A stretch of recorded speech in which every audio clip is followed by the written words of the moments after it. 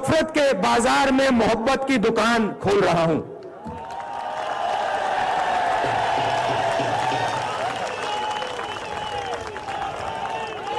आप मुझसे नफरत करो, आप मुझे गाली दो,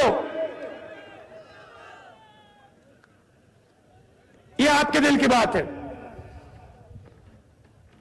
आपका बाजार नफरत का,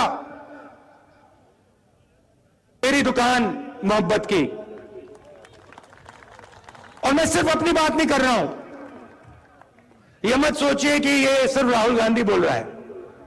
एलपीजी कनेक्शन दे रहे, चूल्हा दे रहे हैं और वो टंकी खाली पड़ी रहती है, कोई ले ही नहीं रहा, क्योंकि 400 रुपए से 1040 रुपए तक हो गई रेट गैस सिलेंडर की। मैं इस मौके पर घोषणा करूंगा, ऐसे लोग जो बीपीएल के हैं, गरीब हैं, उज्ज्वला योजना जुड़े हुए हैं, एक कैटेगरी की स्टडी करवाएंगे।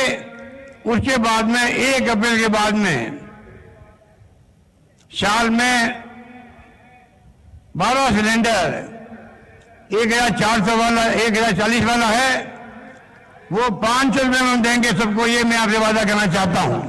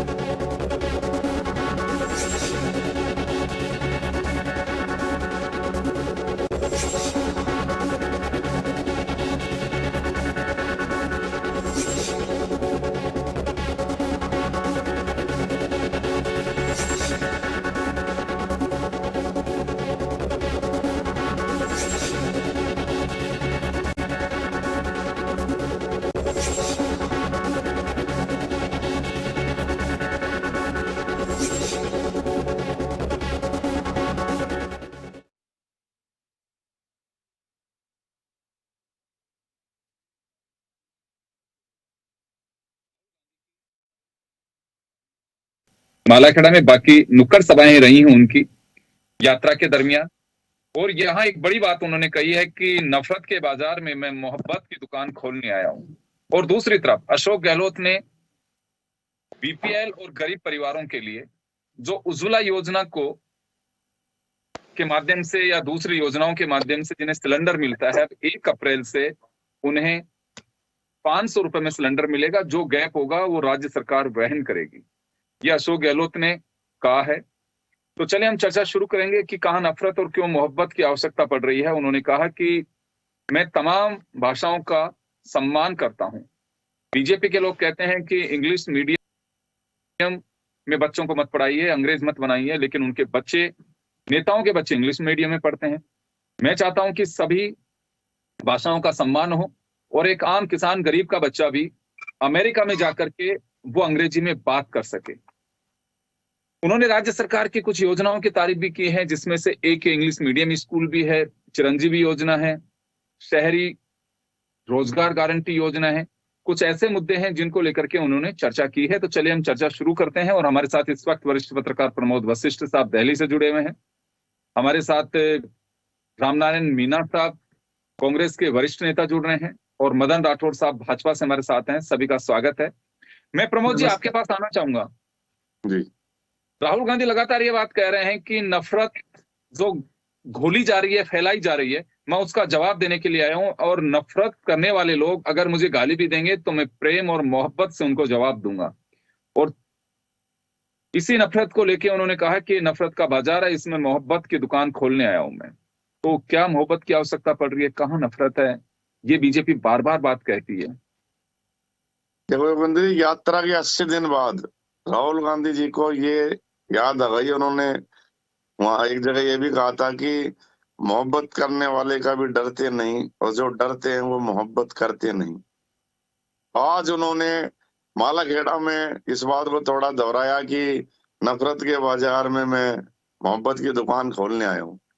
तो दरअसल क्या है कि कांग्रेस के पास, जहां तक ये है कि कांग्रेस के पास अब मुद्दा जो है बड़ा, अगर मोदी के जो मुद्दे को दबाने के लिए, जो हिंदुत्व का मुद्दा वो लेकर बैठे हैं, उसको दबाने के लिए उन्होंने अब इसको पैटर्न बनाया है कि ये नफरत फैला रहे हैं। अब ये सांप्रदायिक और वो चीज तो भूल गए, उस चीजों को अब नहीं ज्यादा यूज किया जा रहा। अब केवल नफरत का बाजार है। भाई कैसे फैला रहे हैं, क्या फैला रहे हैं, ये पब्लिक खुद अंदाजा लगा ले। क्योंकि उसका बड़ा विरोध हुआ कि देश को सांप्रदायिक कह रहे हो, जनता को सांप्रदायिक कह रहे हो, इनके खुद के नेता ही बोलने लगे, तो देशभक्ति की बात करनी होगी। तो निश्चित रूप से जो अब ये नफरत के बाजार में जो मोहब्बत की दुकान आई है, ये इनको 100 दिन की यात्रा के बाद जब लोगों के गले मिले हैं, लोगों से मिले हैं, बातचीत हुई है कि देश की पहली बार इन्होंने शायद अपने जिंदगी में 51 साल की जो उम्र है, उसमें शायद पहली बार इनको ये एहसास हो रहा है कि देश की जनता क्या है, लोग क्या हैं, लोग क्या चाह रहे हैं, लोगों के बीच जाने कैसे जाया जाता है, लोगों से कैसा मिला जाता है।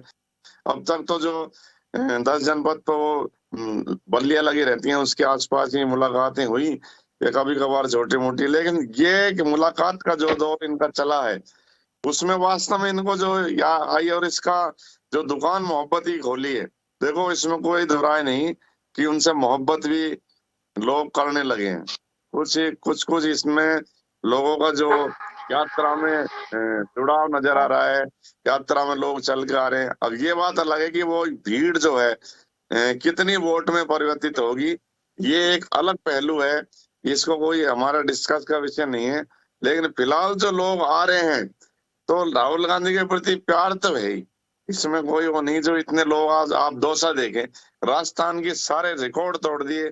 सचिन पायलट की दौसा की जो सभा, वो रैली जो निकली, उसमें 7-8 लाख लोग बताए जा रहे हैं। अब तक की सबसे बड़ी, राहुल गांधी ने खुद ने भी इस बात को कहा।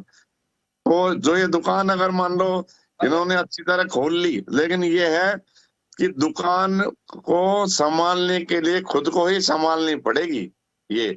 और अगर वो दुकान पर इन्होंने किसी मुनीम को खुद के को फिर पहले की तरह बैठा दिया, तो फिर मुनीम बैठ गया, तो फिर दुकान चलना मुश्किल है। मोहब्बत की दुकान खोल ली है, तो कुछ दिन इनको खुद ही मोहब्बत बेचनी पड़ेगी। जी चलिए मैं वापस लौटूंगा प्रमोद जी आपके पास में, मदन राठौड़ साहब के पास में जाना चाहूंगा। दो बड़ी बातें मदन जी, एक तो नफरत के बाजार में मोहब्बत की दुकान, और अशोक गहलोत 1 अप्रैल से 500 रुपए में सिलेंडर देंगे गरीब परिवारों को। क्या रिएक्शन आपका इसमें?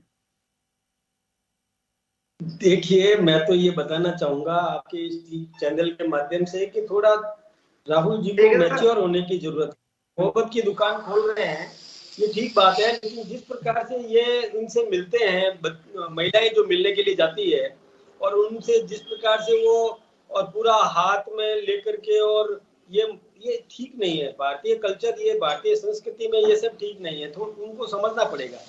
केवल इस बात से नहीं चल सकता है कि आप बिल्कुल फ्री हैं और आप भी इसको कुछ नहीं मानते, महिला और पुरुष में भेद नहीं मानते, लेकिन भारतीय संस्कृति में भेद है। वो जिस प्रकार से वो एक प्रकार से बाहों में ले लेते हैं किसी महिला को, उस महिला को भी अपने समाज के बीच में जाना है, परिवार के बीच में जाना है, और वहाँ रहना है और ताने सुनने हैं।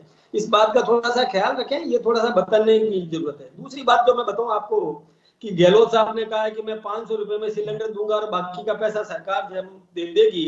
ये रेवड़ी कल्चर नहीं तो और क्या है? ये चुनाव के समय में उनको सद्बुद्धि कैसे आ गई, ये समझ में नहीं आया। ये नियमित रूप से करते तो समझ में आता था। बहुत पहले से इनको पता नहीं है कि सिलेंडर के भाव बढ़ रहे हैं, इनको ये पता नहीं है कि जनता और किस किस तो प्रकार आप भी मान रहे हो से सिलेंडर भुगत के रही भाव है। तो बढ़ रहे हैं? हाँ नहीं, मैं ये कह रहा हूँ ना, चुनाव सामने आए और इनको ये 500 रुपए के ऊपर का पैसा जो जमा कराने की बात ये कर रहे हैं, ये रेवड़ी कल्चर है। इसी को रेवड़ी कल्चर कहते हैं। बिजली माफ कर देंगे, जबकि बिजली के कितने बिल बढ़ा दिए इन्होंने, ये आप सबको पता है। बार बार ये रेट्स बढ़ाते जा रहे हैं। बिजली फ्री देने की बात ये कर रहे हैं। 10,000 रुपए तक के कर्जे माफ करने की बात इन्होंने की थी और वो तो भूल ही गए। ये सब केवल चुनाव के समय में थोथे वादे, जनता को लुभाने के लिए, प्रभावित करने के लिए, ताकि वोट इनको फिर से मिल सके और सत्ता हासिल कर सके, इस बात का ये केवल ख्याल रखते हैं। मैं सोचता हूँ कि चलिए मैं रामनारायण जी से जवाब दिलाता हूँ आपको। मैं रामनारायण जी से जवाब रामनारायण जी से जवाब दिलवाता हूँ। उन्होंने आप दवा भी ले ली है उन्होंने, अभी आप सुनिए उनको। अब रामनारायण जी, नफरत के बाजार में मोहब्बत की दुकान खोलेंगे राहुल गांधी। क्या लगता है आपको कि नफरत किस तरह की नफरत है और क्या दुकान की आवश्यकता पड़ रही है? और प्रमोद जी ने कहा कि अगर दुकान खोले तो वो मुनीम ना बैठा दें, खुद ही बैठे उस पे। राहुल योगेंद्र जी, सीधा साफ सवाल है। हम जहां भी पेट्रोल लेने जाते हैं, उज्ज्वला गैस, ये क्या बीमारी है? सिलेंडर भराने के बाद दोबारा उसकी बेचारी की वही मेरी 6 महीने 8 महीने से औरतें, हमारी माँ बहनें, बच्चियां, घर की लक्ष्मियां जंगल में लकड़ी काटने जाने लग गई। ये गैस किसके कंट्रोल है? पेट्रोल किसका क्या है? यदि कोई स्टेट गवर्नमेंट जनता के पैसे से दे रही है, उसका स्वागत होना चाहिए। मैं मेरी बहन को, यदि मेरे मन में भावना है, मेरी बहन के मन में भावना है कि मेरा भाई है, तो हम साथ साथ तो खड़े हो गए। इतनी दुर्भावना मदन जी जैसे आदमी के दिमाग में आ गई तो फिर ये बीजेपी के रंग में नहीं रंगना चाहिए, इनको हिंदू संस्कृति के रंग में रंगना चाहिए। हमारी संस्कृति बहन को, बच्ची को प्यार करने की है मदन जी, इसलिए आप इन चीजों से दूर रहिए। जिसको ग्रीवेंस होगी वो अपने आप कोर्ट में जाएगा, इसलिए वो नहीं है। प्यार और प्रेम कैसे दिया जाए, ये राहुल गांधी ने पहली दफा, हिंदुस्तान की जनता नहीं है, ये मैसेज हिंदुस्तान में नहीं, वर्ल्ड में है। आज आप विदेश जाके देख लीजिएगा, आप कम्बोडिया चले जाइए, आप वियतनाम ही नहीं, आप यहाँ इंडोनेशिया चले जाइए। इंडोनेशिया में भारत का जो सुकार्ण और स्वार्थ तो जो भी थे, नेहरू जी के दोस्त नहीं थे, भाई थे। जो प्यार और प्रेम था, भाईचारा था, आज वह शंका की दृष्टि से हमारी तरफ देखने लगे हैं, हमसे घृणा करने लगे हैं। जब विदेश हमसे घृणा कर रहा है, आप जाके देखिए, यहाँ बैठे बैठे नहीं होगा, यहाँ तो प्रचार हो रहा है। हमारा टैक्स, इस बटन का भी टैक्स है, मेरे बालू के तेल का भी टैक्स है। ये टैक्स का पैसा कोई भी सरकार हो, किसी भी हिंदुस्तान की किसी पार्टी की या देश की या केंद्र गवर्नमेंट, हमारे टैक्स के पैसों से एडवर्टाइजमेंट हो रहा है, हमारे टैक्स के पैसों से टीवी खरीद रहे सेठ लोग, हमारे टैक्स के पैसों से दुष्प्रचार हो रहा है और हमें बताया जा रहा है ये व्यक्ति ये है, ये व्यक्ति ये है। आप और हमको भी सोशल मीडिया में खर्चा करना पड़ेगा यदि हमें जिंदा रहना है। तो आप कितने ईमानदार हो, इसको कोई नहीं पूछेगा। इसलिए राहुल गांधी की इस भावना को, इस भाषा को हमें प्यार और प्रेम से बोलना है। ये राहुल गांधी का नाम नहीं ले, मैं कहूं ये मोहब्बत हमें करना चाहिए, हमें दुराव नहीं रखना चाहिए। देशवासी एक हैं, जब हिंदुस्तानी तो हिंदुस्तानी। आज चीन हमारी एक टेकनी की तरफ अग्रसर होता है तो कासम खां का नाम ले लेते हैं। पाकिस्तान छोटा मुल्क है, कमजोर मुल्क है, उसका नाम लेके एक टेकनी चीन की कब्जा कर ली। कितनी टेकनी चीन की? ये भारत सरकार को श्वेत पत्र जारी करना चाहिए कि उस बात को हम छोड़े। हम तो देश का माहौल कैसे ठीक हो, हमारी नौकरियां कैसे बढ़े, देश कैसे आगे बढ़े, और सिलेंडर का भाव कम कर रहे हैं, तो ये हमें उसकी खामियां निकालना चाहिए कि ये गरीब का ही नहीं, अमीर की भी स्थिति सिलेंडर खरीदने की नहीं है जब तक वो टैक्स पेयर नहीं हो। इसलिए मध्यम को, नीचे को और करना तो चाहिए कि छोटा बड़ा कोई भी हो, अमीर भी टैक्स देता है। ये सरकार हमारे टैक्स को सिलेंडर में दे और मोदी जी से सीख ले। हमारा प्रधानमंत्री देश का मेरा से पूछे कि तुम्हारा प्रधानमंत्री कौन, मैं आदर के साथ कहूंगा, गर्व के साथ कहूंगा, हमारे देश का प्रधानमंत्री आदरणीय नरेंद्र मोदी है। उनके लक्षण क्या है वो बात की बात है। इसलिए मोदी जी से सीखेंगे और टैक्स खत्म करेंगे, और जो कमोडिटी जो भी है प्रतिबंधित, उन कमोडिटीज का भाव टैक्स, आज ट्रैक्टर में 28% टैक्स, जीएसटी, आप कहते हो साबित उन्होंने लगाया था तो 14% टैक्स थी हाईएस्ट, 28% टैक्स लेके किसान बर्बाद हो रहा है। 12% छिड़कने की दवाई जो इसकी होती है फसल की, 12% जीएसटी, देश को बर्बाद कर रहे, टैक्स में सरकार चल रही है, फिर भी दिवालिया, फिर भी हमारी संपत्ति को बेचा जा रहा है। रामनारायण जी, एक तरफ तो कह रहे हो जी कि सर। मोदी जी से सीख रहे हैं, दूसरी तरफ मोदी जी को का सीखना बाजब चाहिए। बजा रहे हो। मोदी जी से सीखना, मोदी जी को हमसे सीखना चाहिए, राहुल गांधी से। उनका, राहुल गांधी का नाम मत लो, पर तुम्हारा एक्ट वर्क करो जो राहुल जी कह रहे हैं। राहुल जी किस पार्टी के मुझे मतलब नहीं, मेरे लीडर है इससे मतलब नहीं है। हमारा देश हमें सुरक्षित रखना है, विदेश में हमारी छवि बढ़े, ये पोस्टर लगा करके सरकारी खर्चे पे अखबार के एडवर्टाइजमेंट दे करके ये सब बंद होना चाहिए। ये मदन जी जैसा समझदार आदमी ये वो आपके हाँ, जवाब आप को देने के लिए आतुर है मदन जी, आपको क्या जवाब देने के आतुर लिए है? आतुर है। मदन- जी मदन जी, मदन मदन जी जी, को मदन जी, ये मदन जी, समझा सकते हैं, ये प्रधानमंत्री को समझा सकते हैं। मैं इसे रिक्वेस्ट करूंगा, व्यक्तिगत निर्णय करूंगा कि ये प्रधानमंत्री को समझाए कि इस देश को जिंदा रखे, इसकी मोहब्बत को जिंदा रखे, प्यार और प्रेम को जिंदा रखे, और हमारी छवि विदेश में जो खत्म हो रही है अखबारों के माध्यम से उसको सुरक्षित नहीं रखे, वास्तव में उसको सुरक्षित रखे। जी मदन जी, आदेश दीजिए आप। जवाब दे रहे हैं वो। मैं रामनारायण जी का बहुत सम्मान करता हूं। मैं तो इनको उप मुख्यमंत्री के रूप में देखना चाहता था राजस्थान में, कि ये यदि कोई सत्ता परिवर्तन हो और सचिन पायलट आए और फिर ये रामनारायण जी मीणा उप मुख्यमंत्री बन जाए, ये तो हम इनके बारे में इस प्रकार की उम्मीद करते थे। लेकिन कोई बात नहीं, अभी जैसे देश, भारत के प्रधानमंत्री की जो विदेशों में जो छवि बनी है, ये रामनारायण जी टीवी तो देखते ही होंगे शायद, नियमित रूप से समाचार पत्रों से भी अवगत है, ये इनका स्वभाव भी है, नियमित रूप से पढ़ते भी हैं। ये दुनिया में भारत का सम्मान बढ़ाया है नरेंद्र मोदी जी ने, ये आप भी जानते हैं, मैं भी जानता हूं, पूरी दुनिया ने इस बात को माना है। इवन पाकिस्तान जैसा दुश्मन देश भी, वहां का नागरिक, वहां का आम, वो जो जरदारी क्या बोल रहा है इस इशू को छोड़ दीजिए, लेकिन वहां की जनता बोल रही है कि हिंदुस्तान का प्रधानमंत्री जिसने इकोनॉमी ठीक की है, हिंदुस्तान की प्रतिष्ठा बढ़ाई है, हिंदुस्तान ताकतवर हुआ है। खैर, मैं दूसरी बात आपसे बताऊं, क्या इसको लॉलीपॉप नहीं कहेंगे क्या, जो सिलेंडर पर इस समय इन परिस्थितियों में, जब चुनाव में 9 महीने बाकी, 10 महीने बाकी रहे हैं, और इस समय इनको ध्यान आया है कि सिलेंडर के भाव बढ़ रहे हैं, इसके 500 रुपए से ऊपर का पैसा वो राजस्थान सरकार दे देगी, और वो भी कब करेंगे, बजट में। रामनारायण जी साहब, आप बहुत अनुभवी हैं राजस्थान विधानसभा के, और आप ये मतलब उपाध्यक्ष भी रहे हुए हैं, और लोकसभा भी आपने लड़ी और जनरल सीटों से लड़ी है। मीणा होते हुए भी आपने हमेशा जनरल सीटों से चुनाव जीता है। इतने बड़े आप आदमी हैं, आप ये बात कैसे कह सकते हैं कि बजट की आप रामनारायण जी पे डोरे तो नहीं डाल रहे हो? मैं सोचता हूँ बजट लीक नहीं है, मैं तो इन्हीं का हूँ, ये इनका बड़ा भाई हूँ मैं, सगा बड़ा भाई, मदन जी का सगा बड़ा भाई, मेरे सगे छोटे भाई है। हाँ, ये मेरे सगे छोटे भाई हैं। आप क्या करना चाहते हो? नहीं, मैं इस वजह से कह रहा हूँ मदन जी, थोड़ी देर में ये तो नहीं कहेंगे कि आप गलत पार्टी में, आप इधर आ जाइए। नहीं, आप दोनों एक हैं, व्यक्तिगत एक है, चिंता मत करो। वो 500 से ऊपर का पैसा जो सिलेंडर पे देने वाली है राजस्थान सरकार, ये घोषणा कर रही है अप्रैल से, बजट के बाद। तो क्या बजट से पहले लीक कर सकता है कोई मुख्यमंत्री? ये कैसे कर सकता है? ये मेरे से समझ में नहीं आया। मैं सोचता हूँ कि इससे ज्यादा मतलब निंदनीय काम और क्या हो सकता है। देखिए, माफ करना आप, मैं ये शब्द प्रयोग कर रहा हूँ, बजट लीकेज होना ये बहुत बड़ा अपराध है जो इन्होंने किया है। दूसरी बात और कि भाई, जैसे आप कह रहे थे कि वो बहन भाई का रिश्ता है, ठीक है ना, बहन को भी एक मतलब हम ठीक है मिलते हैं, लेकिन क्या उसके सम्मान की रक्षा हम नहीं करते क्या?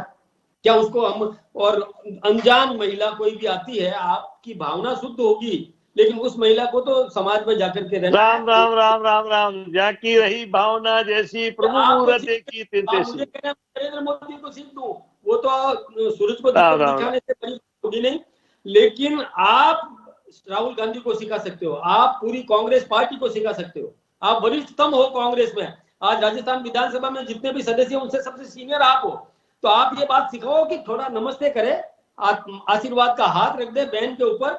बहन ससुराल से भी आती है तो अपन आशीर्वाद का हाथ रखते हैं उसके सिर पर, और उसको बहुत ऐसा लगता है कि मैं सुरक्षित हो गई मेरे भाई के उस आशीर्वाद से। तो ये करे ना, हो क्या जरूरी है भाई साहब, ये थोड़ा सा समझाओ उसको कि राजस्थान का ये भारतीय कल्चर जो है ना, ये इसको ठीक नहीं मानता। फिर दूसरी बात, वो कह रहे हैं कि साहब 15 किलोमीटर रोज चलो। क्या बात कर रहे हो, 15 किलोमीटर रोज चलो? आप तो रोज नहीं का, महीने में एक बार सरकार के मंत्री, महीने में एक बार 25 नहीं तो 15 किलोमीटर जनता के बीच पैदल चल करके उनकी जो प्रॉब्लम्स हैं उन्हें जानने की कोशिश करें, सॉर्ट आउट करें उन्हें। देखिए, हमारा तो स्वभाव ये है योगेंद्र जी कि हम नियमित रूप से जनता के संपर्क में रहते हैं, तो वो महीने में 15 घंटे की बात क्यों कर रहे हैं, ये समझ में नहीं आया। क्यों नहीं कहते कि नियमित रूप से रहो? और अब तो ये राजस्थान सरकार की ये हालत हो गई है। जी, मैं प्रमोद जी आपके पास आना चाहूंगा एक बार में। 15 किलोमीटर की यात्रा की बात राहुल गांधी ने कही है। मैं मदन जी आऊंगा, अभी वापस आ रहा हूँ मदन जी वापस लौट रहा हूँ। प्रमोद जी, 15 किलोमीटर सरकार के मंत्री जनता के बीच जाएं और चले, महीने में एक बार ही चले चाहिए, और इसे यात्रा ऐसी रूप में दें कि जनता से मिल सके। उन्होंने एक बात और कही कि मैं देख रहा हूं कि जो मेरे साथ में रस्सी चलती है चारों तरफ से घेर के, उसमें सिर्फ वीआईपी लोग होते हैं, विधायक होते हैं, मंत्री होते हैं, सांसद होते हैं, बड़े नेता होते हैं, तो पब्लिक ने इस रस्सी को भी तोड़ी है। देखो योगेंद्र जी, ये अच्छा जो अच्छी बात होती है उनका स्वागत करना चाहिए। माननीय मीणा साहब ने जो कहा, देखो ये उन्होंने कहा कि भाई जनता के बीच जाओ, 15 किलोमीटर चलो, निश्चित रूप से जनता को इसका फायदा मिलेगा। 500 रुपए का सिलेंडर करा तो निश्चित रूप से फायदा मिलेगा। अब ये बात अलग है कि गहलोत जी घोषणा तो कर रहे हैं, मोबाइल अब तक कहाँ बटा है। अब वो महिलाओं को जो मोबाइल, महिलाओं पर ये रसोई में तो घुस रहे हैं गहलोत जी, लेकिन पूरी वो मोबाइल बांटने की बात कही थी, कितने अभी तक मोबाइल नहीं बटे। दूसरी जो ये बात कह रहे हैं कि नेता उसमें जाएं, तो आपको याद होगा जब सोनिया गांधी अध्यक्ष थी तो उन्होंने एक बाकायदा नोटिफिकेशन टाइप अधिसूचना सी जारी करी थी कि राज्यों के हर मंत्री, हर विधायक कांग्रेस के कार्यालयों में जाएंगे, जिन कार्यालयों में ये आवाज उठी थी कि जाड़े चल रहे हैं, ये हो रहे हैं। वो अब बताओ कितनी लागू हुई है? अब लागू कौन करेगा? बोलने से ही सब कुछ नहीं होता कि भाषण में दिया, बोल के राहुल जी भूल गए। इतनी पुरानी बात जो सोनिया जी ने कहा था, कौन मंत्री बताओ जिले के कार्यालयों में जाता है? सीधा उन्होंने कार्यालय देखे भी नहीं होंगे, बस पुण्यतिथि और जब किसी महापुरुष की पुण्यतिथि हो या जन्म तिथि हो वो मनाने के लिए चले जाते हैं। वो कौन सी लागू हुई? मेन बात होती है कि क्यों इसका निश्चित रूप से लाभ मिलेगा, कोई दौरा ही नहीं। 15 किलोमीटर गए तो लोगों के बीच गए, लोगों की समस्या जानने का मौका मिलेगा, लेकिन जाएगा कौन? अब साथ जो मैं कह रहे हैं माननीय मीणा साहब की भाई 7 महीने 1 अप्रैल से सिलेंडर देंगे, तो 7 महीने है ना, तो भागते की लंगोटी से ही, ये अलग बात है। लेकिन 7 महीने की घोषणा है, अब 7 महीने बाद ये नहीं रहे तो क्या भारतीय जनता पार्टी इसको रखेगी या नहीं रखेगी, ये क्या होगा? तो ये चुनावी उसमें आ गई है, भागते की लंगोटी वाली बात है, समझ गए सर। तो अगर करनी थी तो उतने दिन से आप सिलेंडर चिल्ला रहे थे कि लकड़ी ले रहे माताएं, मोदी जी का सिलेंडर खाली पड़ा है, तो जब से की घोषणा कर देते, ठीक है अब करी तो अच्छी बात है, बहुत स्वागत है वो कदम है ना, लेकिन क्रियान्वित की बात होती है योगेंद्र जी, बड़ी बात। 15 किलोमीटर मंत्री आप। एक बात मैं जानना चाहूंगा प्रमोद जी, नफरत की जो बात, ये यात्रा को लेकर के मकसद भी राहुल गांधी पहले दिन से कह रहे हैं कि जो नफरत घोली जा रही है या सांप्रदायिकता का जो भेदभाव किया जा रहा है, उसको लेकर के मैं सड़क पे निकला हूं लोगों में मोहब्बत पैदा करने के लिए। अभी इन्होंने कहा है कि मोहब्बत के बाजार में मैं नफरत को मिटाने के लिए अपनी दुकान खोल रहा हूँ, मोहब्बत की दुकान खोल रहा हूँ नफरत के बाजार में। खोलिए, ये कहा है खोलिए। तो इसमें मैं जानना चाहूंगा आपसे कि ये जो नफरत की डेफिनेशन अपनी तरीके से कांग्रेस ने रखी है और जो कहना चाहते हैं कि सांप्रदायिक सौहार्द बिगड़ रहा है या जातियों के अंदर वैमनस्यता फैल रही है, जो भी उनका अपना होगा, क्या वास्तव में जनता के बीच इस बात की पैठ बना पाएंगे, उनको समझा पाएंगे? लोगों के गले उतर रहा है ये सब। सर मैं बताऊं, एक बार राहुल गांधी जयपुर आए तो उन्होंने कहा मैं हिंदू नहीं हिंदुत्व का विरोधी, ध्यान है वो मुद्दा उनके गले की फांस बन गया था।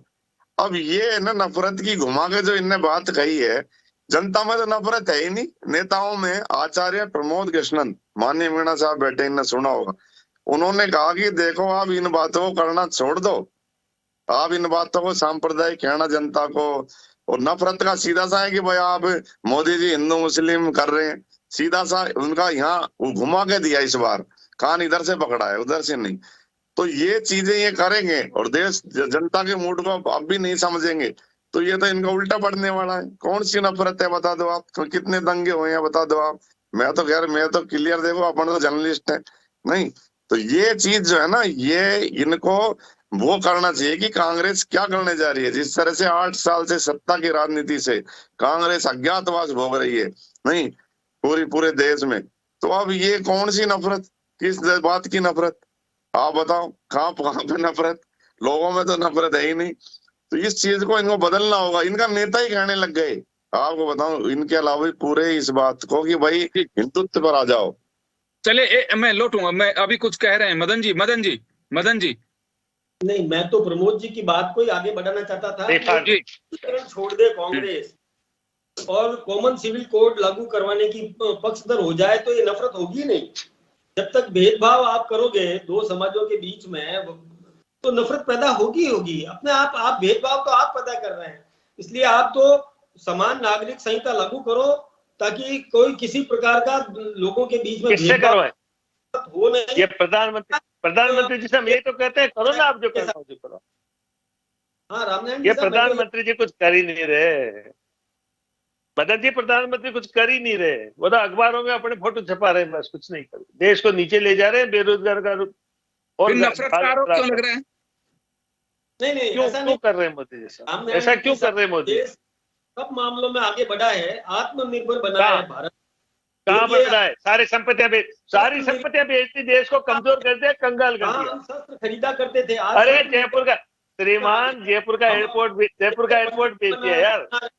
हम ऐसे हेलीकॉप्टर बना रहे हैं, अपाचे जैसे पहले बनते थे जहाँ पहले हम बाहर से मंगाया करते थे। एरोनॉटिक्स का मैंने देखा है, ये 98 में मदन जी, 98 में एरोनॉटिक्स लिमिटेड मैंने देखा है, और हेलीकॉप्टर बनते थे, उनमें थोड़ा सा बदलाव किया है, तो ये तो नॉर्मल चीज है। यही तो प्रचार हो रहा है, दुष्प्रचार हो रहा है। और भारत की जो जीडीपी है वो बढ़ी है, ये तो आपको पता ही है ना। आज कहाँ बढ़ी है? अखबारों में बढ़ी है। जीडीपी की क्या स्थिति और भारत की जीडीपी की क्या स्थिति है, किस अरे प्रकार से चीन का सारा सामान आ रहा है, चीन का तो पता है ना। अपन ने वैक्सीन कितने देशों को दी है, ये आप सबको पता ही है। क्या फर्क पड़ता है, छोटी सी बात है। नहीं, छोटी सी बात नहीं है, बहुत बड़ी बात है। चले रामनारायण जी, समय कम है सर, समय कम है। एक सवाल रामनारायण जी से लूंगा मैं, एक सवाल। ये तो क्या हम सुई ताके बेच रहे हैं, ये कोई बात नहीं यार। देश ने 1974 में अणुस्फोट किया था इंदिरा गांधी ने, याद करो। 1974 में देश 6 नंबर का देश था, भुखमरी में आज 107 नंबर आते लगे। अरे भुखमरी में 107 नंबर चला गया हो कम। समझो बात को, देश को कमजोर क्यों कर रहे हैं मोदी जी? इनकी जगह आप भी प्रधानमंत्री हो जाए, आप भी प्रधानमंत्री हो जाओगे तो रेल की पटरी तो नहीं बेचोगे कम से कम। बढ़ो तो सही। ये मैं बीजेपी की विरोध नहीं कर रहा, मोदी जी आज ये हट जाए, देश कमजोरी से उभर जाएगा। बढ़ो तो सही आप। एक बात मैं कहना चाहूंगा योगेंद्र जी कि जो सुरक्षा घेरा है, सुरक्षा घेरा तोड़ो, ये मोदी पैटर्न आ रहा है। लाल बत्ती किसने हटाई? मोदी ने, है ना, कि भाई वीआईपी कल्चर को त्यागो वहां। तो जय सिया राम की जय सिया राम बोलो, श्री राम, मोदी कल्चर घूमता आ रहा है सारा दिन इस तरह से। लेकिन लाल बत्ती प्रमोद जी, वैसे तो कायदे से नेताओं को करनी चाहिए थी। सुप्रीम कोर्ट के निर्देश पर बाकायदा बाउंड किया गया सुप्रीम कोर्ट के, लाल बत्ती कल्चर को खत्म करिए। ये अपराधीकरण सुप्रीम कोर्ट करना चाहिए, वो नहीं कर पाते। सुप्रीम के आदेश पे सब कुछ। चले मैं माफी चाहूंगा सर, समय का अभाव में, समय का अभाव सर, समय का मैं रोकना चाहूंगा तमाम अतिथियों को। तो चले, राहुल गांधी नफरत के बाजार में मोहब्बत की दुकान खोलेंगे, और हम नफरत, किस तरह की नफरत में कैसी मोहब्बत होगी, क्या दुकान खुलेगी, ये देखने वाली बात है। हालांकि उनकी रैली में, या कहूं कि उनकी भारत जोड़ो यात्रा में राजस्थान में अगर हम देखें, जो दृश्य हमारे सहयोगी साथ में यात्रा कवर कर रहे हैं, उनकी रैली में काफी रैला दिया। 2023 में कैसे मतदाताओं में तब्दील हो पाएगा जो कांग्रेस को वोट दे सकेंगे, ये बड़ी चुनौती होगी कांग्रेस के सामने। चले, बहुत बहुत शुक्रिया तमाम अतिथियों का और दर्शकों का। खास खबर में इतना ही। दो ही व्यक्ति है, तो प्रमोद जी, प्रमोद कृष्ण।